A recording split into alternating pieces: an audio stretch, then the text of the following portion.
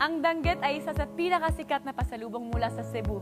At ang isang suking tindahan sa Tabuan Market, ang Nino and Christie Dried Fish Dealer and Pasalubong.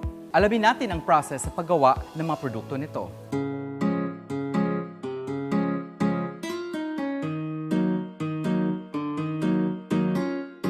Ang Nino and Christie nagtitinda ng daing dito sa Cebu, sa Tabuan, since of 1984. Maliit pa kami nag-umpisa dito. Sikat yung mga danggit at saka pusit, lahat yung mga daing. Ito yun ang titinda namin. Yung mga dayo, yung mga bisita galing sa iba-ibang bansa, dito sila magpunta sa Tabuan.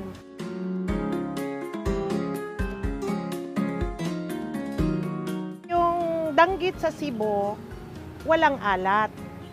Kasi hugas sa fresh water. Tapos gibabad sa kalamansi, yung may kunting alat yung hugas sa dagat. Muna specialty namin dito sa Tabuan. Itong danggit, sliceon din, tapos hugasan ng dagat. Pagkatapos hugas na dagat, hugasan ng fresh water.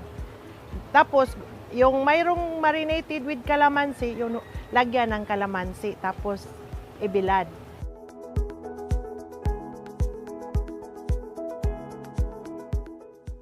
Maaga yung magbilad kasi kapag mainit na hindi na siya magtuyo. Mga 4 o'clock in the morning, tapos 5, 6 in the morning, na nila, ibilad na doon sa bilaran. Ayun, ganyan. Yung pagtuyo na, kunin na, tapos tanggalin. Ihati na nila dito sa Tabuan.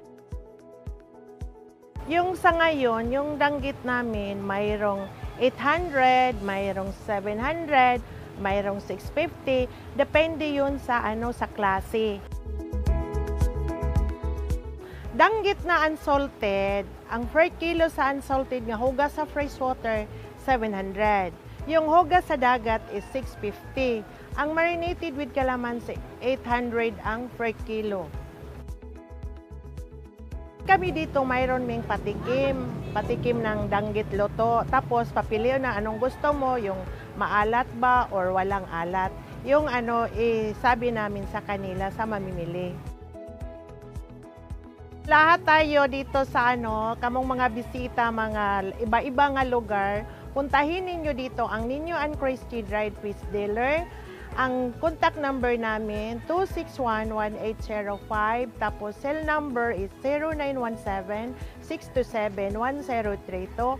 Pupunta kayo dito sa Nino and Christie dito sa Tabuan Dried Fish Dealer.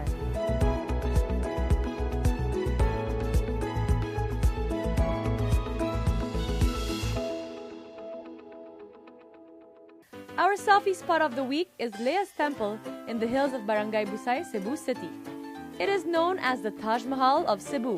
It was built to show the love and devotion of Mr. Teodoro Adarna to his wife.